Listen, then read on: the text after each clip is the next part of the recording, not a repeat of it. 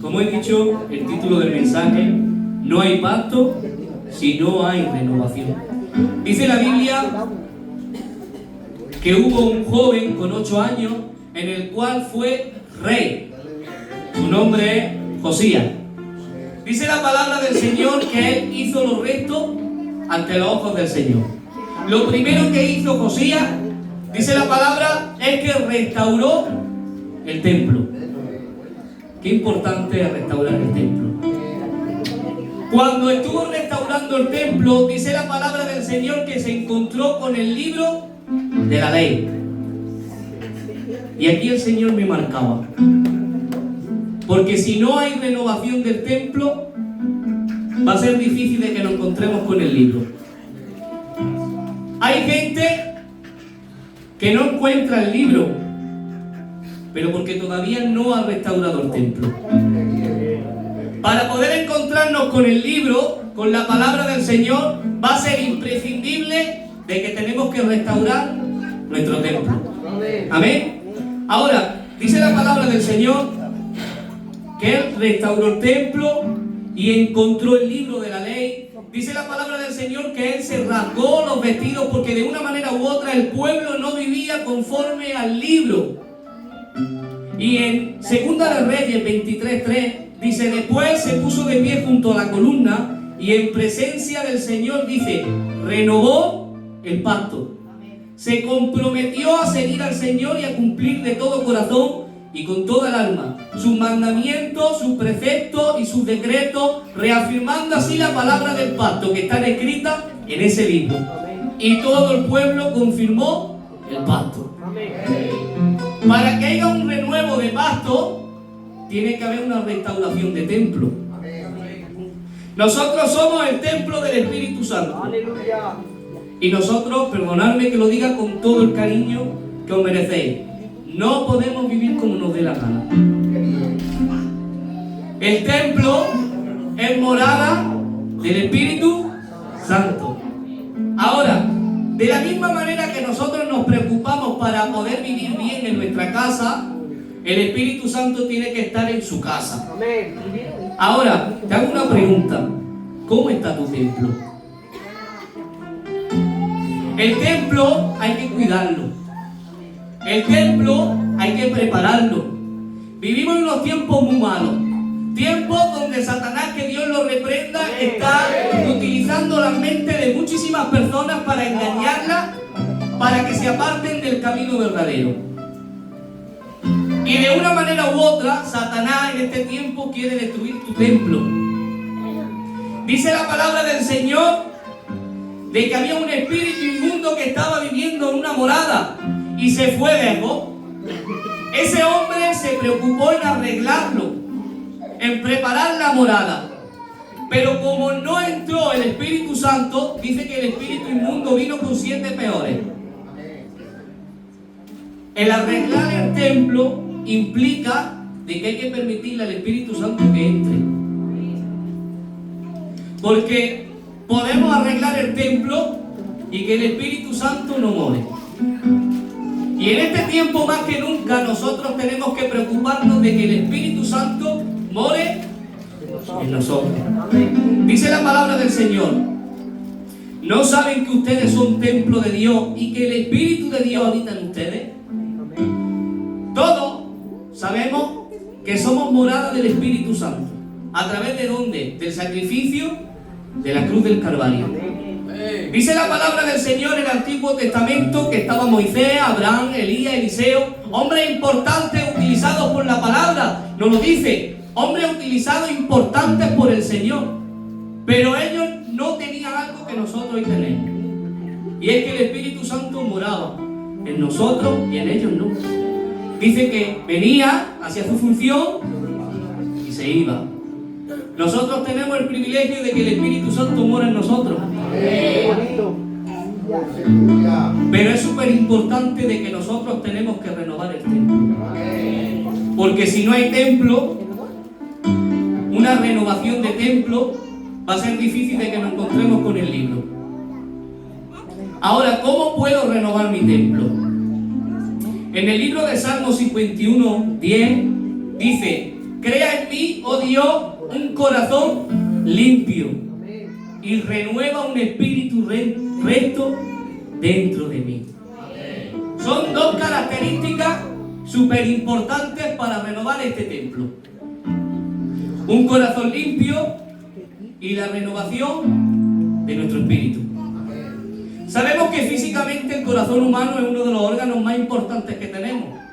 El corazón, de una manera u otra, es el que bombea la sangre para que nuestro cuerpo funcione, ¿verdad?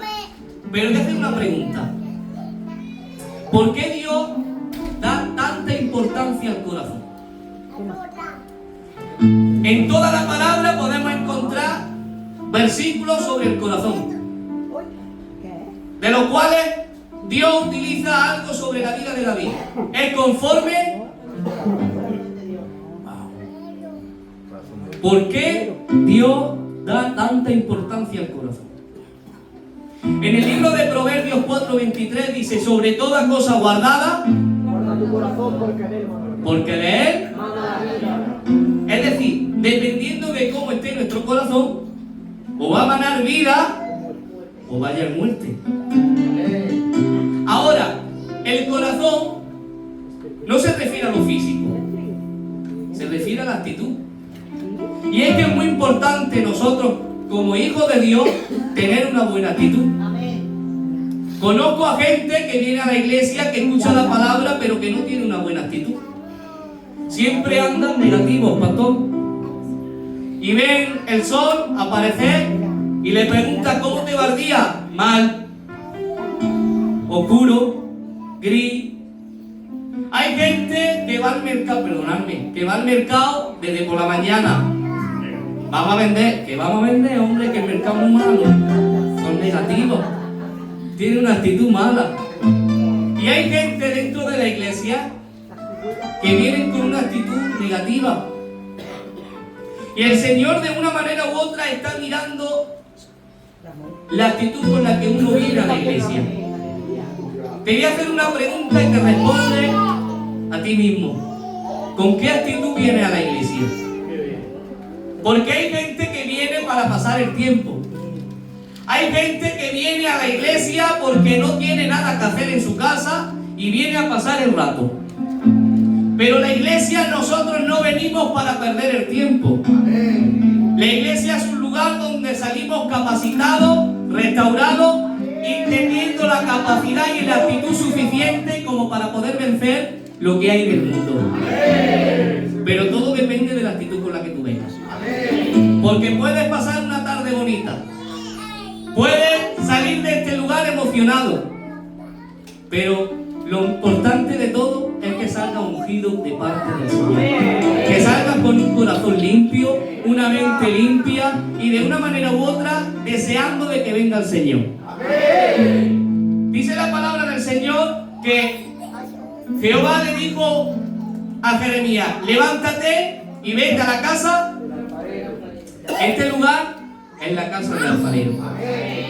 Posiblemente vengamos con problemas, venimos con dificultades, gigantes se levanten en contra de nosotros, pero venimos a la casa y en la casa del alfarero se arregla estas vasijas que a lo mejor no son muy bonitas, no son muy grandes, pero son las vasijas del Señor.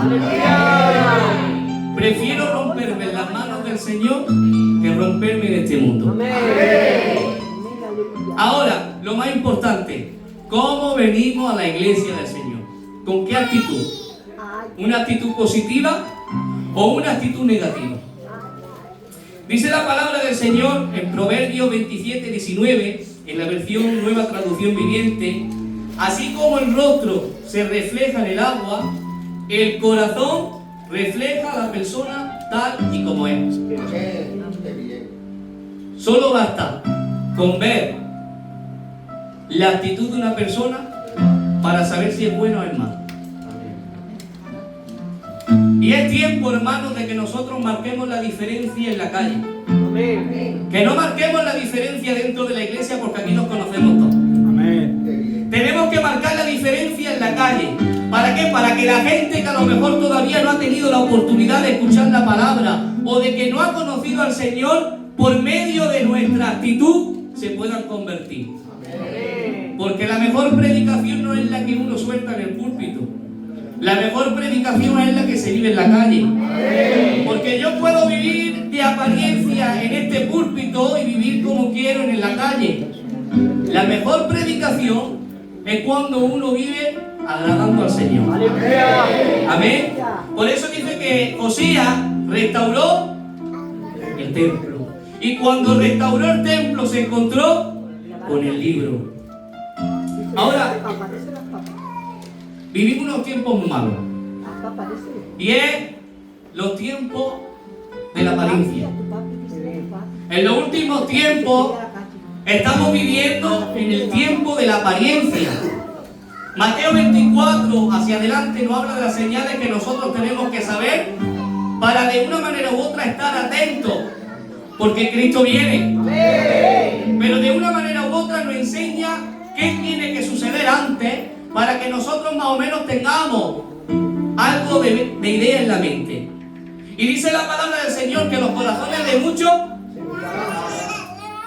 y es que podemos vivir de apariencia dentro de la iglesia y estar frío en la casa.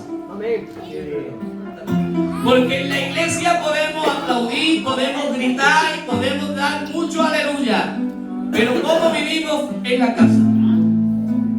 Los corazones de muchos. Por eso es muy importante con qué actitud, lo vuelvo a repetir, con qué actitud venimos a la iglesia. Dice la palabra del Señor que cuando Samuel fue a ungir el próximo rey, al rey David, dice la palabra del Señor que llegó a la casa de Isaí y de una manera u otra entró el hijo mayor. Samuel tenía la idea de cómo tenía que ser un rey, porque dice la palabra del Señor que Saúl era un hombre muy alto, un hombre muy fuerte, un hombre muy guapo, y dice la palabra del Señor que se fijó en el primer hijo. Pero el Señor, ¿qué le dice? Este no es. Tú miras la apariencia, pero yo miro. Es que a veces confundimos la actitud buena con una apariencia. El Señor mira lo más profundo de tu corazón. Una buena actitud.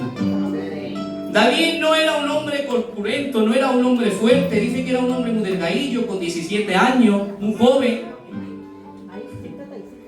Y de una manera u otra no era de buen aspecto para la gente para decir, este hombre es rey. Pero lo que el mundo desecha, Dios coge.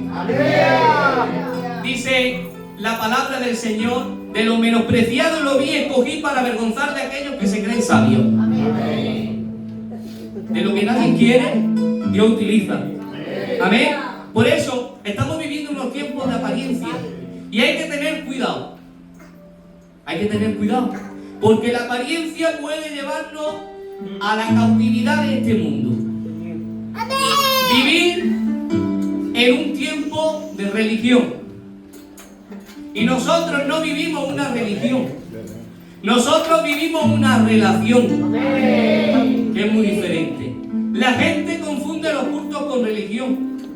Y por eso venimos al culto con diferentes actitudes. Pero cuando nosotros tenemos este lugar y nuestro Padre con esa relación, ya cambiamos de parecer. Ya no me levanto y digo, hoy el Señor me bendecirá. No, me da igual si me bendice o no me bendice. Me ha levantado gracias a su misericordia y a su gracia. Porque una relación es muy diferente a la religión. Amén. Ahora,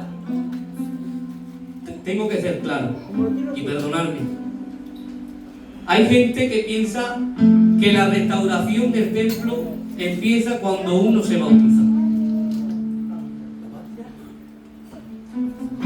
O necesito una preparación para poder bautizarme. Restauro mi templo y ya, y perdonadme. Dice Martín Lutero, pensé que el viejo hombre había muerto en las aguas del bautismo, pero descubrí que el muy infeliz sabía nadar y ahora tengo que matarlo todos los días. El apóstol Pablo dijo algo que a mí me marca: cada día muero yo. Y si el apóstol Pablo, que es el perito arquitecto de la iglesia, tiene que decir cada día muero yo, ¿cómo es posible que nosotros digamos que ya hemos muerto? Cada día que nos levantamos tenemos que matar a este viejo hombre que se levanta con nosotros.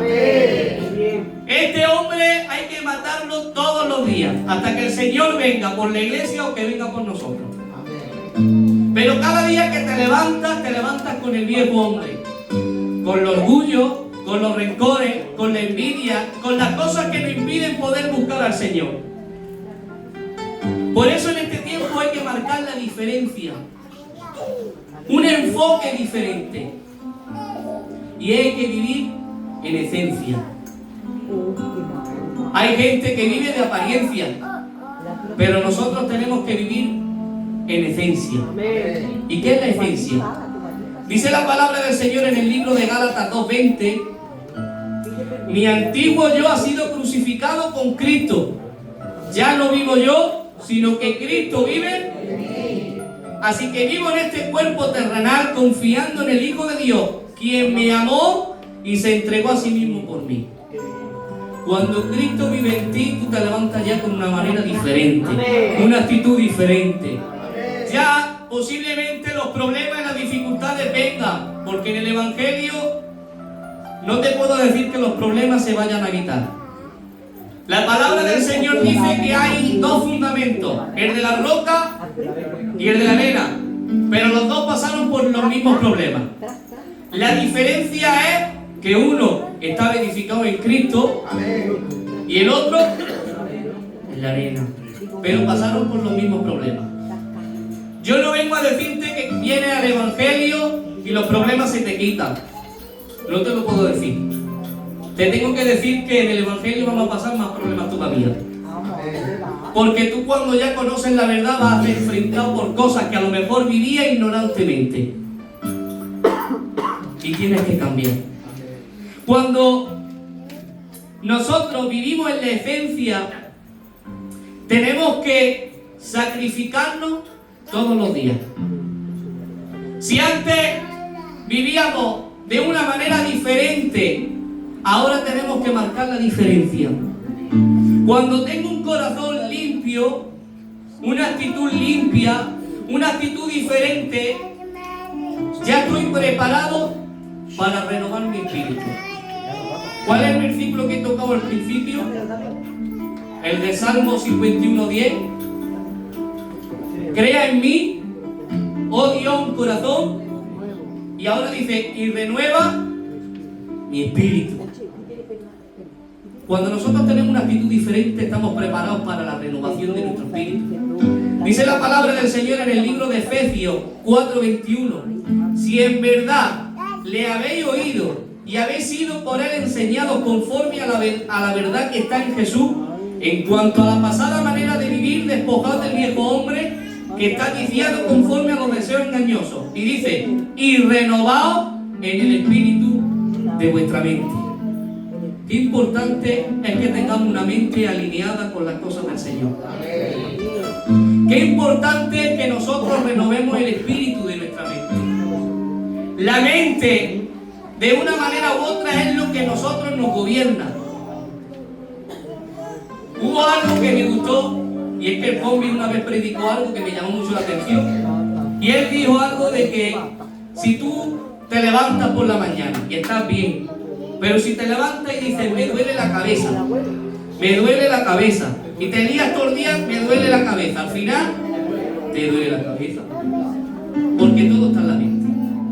El campo de batalla en este tiempo para el hijo espiritual está en la mente. Satanás, que Dios lo reprende, está atacando a las mentes. Hay mucha gente que viene a la iglesia y no se siente como que el Señor la utiliza. Y Satanás no se mete en tu mente, porque no tiene poder suficiente para eso. Pero sí tiene el poder para mandarte dardos. Y te manda y te dice, tú no vales, tú no sirves, tú en este lugar no vales. Y hay que luchar con la guerra que tenemos en la mente. No podemos dejar que Satanás, que Dios lo reprenda, gane batalla en nuestra mente. Ahora, ¿cómo puedo seguir hacia adelante? De una manera u otra, renovando mi mente todos los días. ¿Y cómo la renuevo? A través de su palabra, a través de la oración, a través de la iglesia.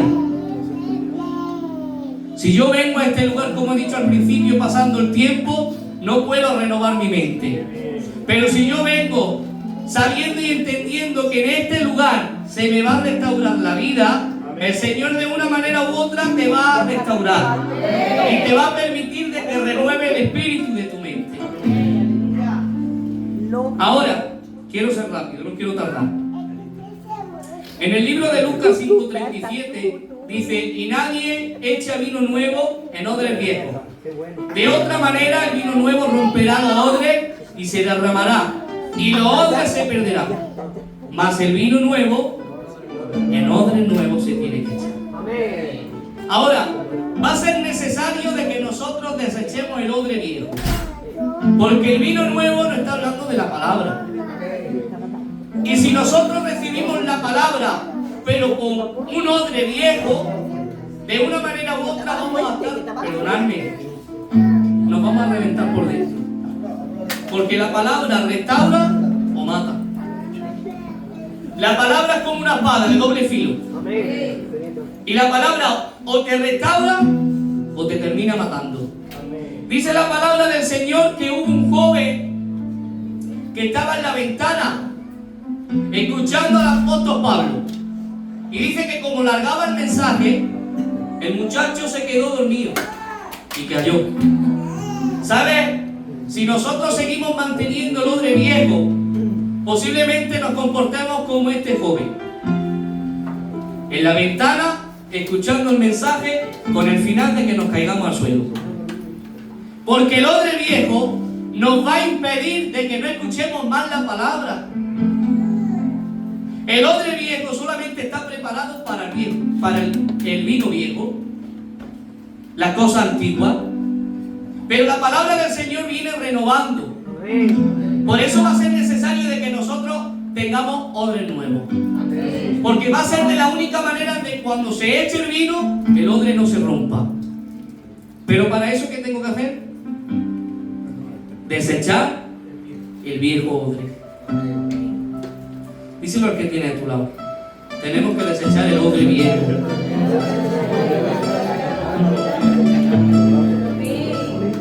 El vino nuevo no puede ser echado en el viejo odre. ¿Sabes que hay muchas personas en este tiempo dentro de la iglesia que siguen manteniendo este odre? Yo me tengo que parar por aquí porque el Espíritu Santo me golpea. ¿Sabes que hay gente con el viejo odre todavía dentro de la iglesia? Y el tiempo está pasando, que sabemos que Cristo viene y que todavía nosotros no hemos cambiado nuestro odre. ¿Qué pasaría si el Señor viniera en estos instantes por su iglesia? ¿Estamos preparados para marcharnos con Él?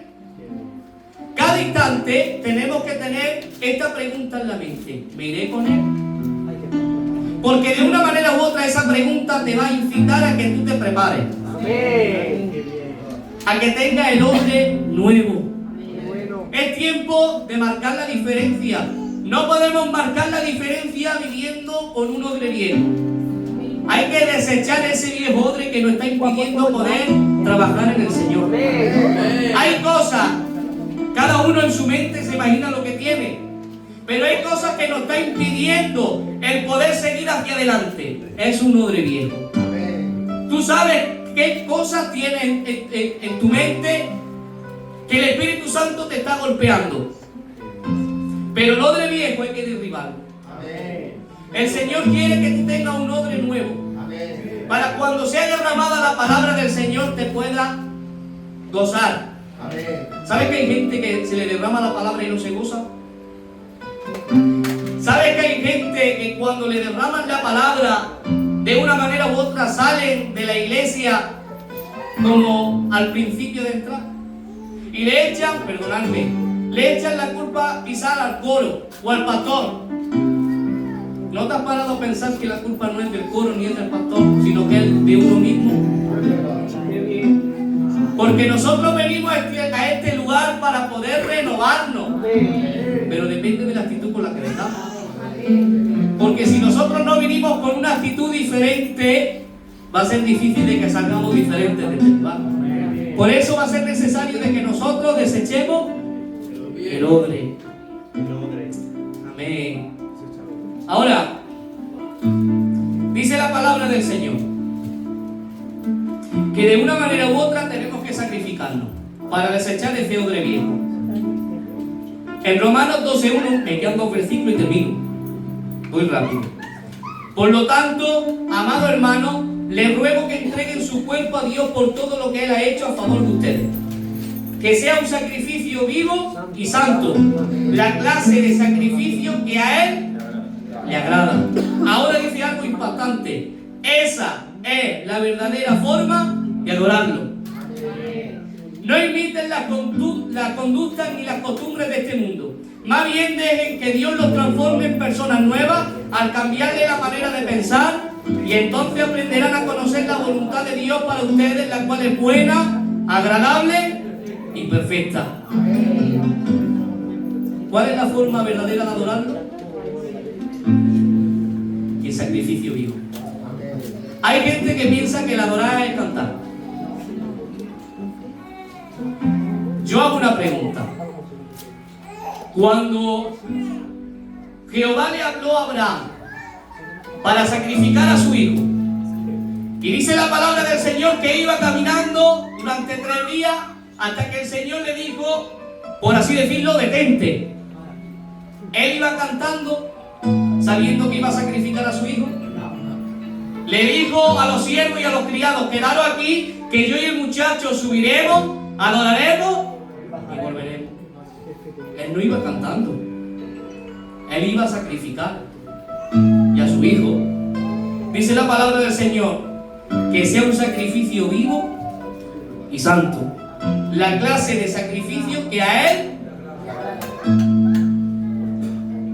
necesitamos saber cómo adorar. En este tiempo Dios está buscando a verdaderos adoradores. Un adorador no es saber cantar. Puede cantar muy bonito y no vivir como Dios le gusta. Un adorador es aquel que vive para agradarlo a Él.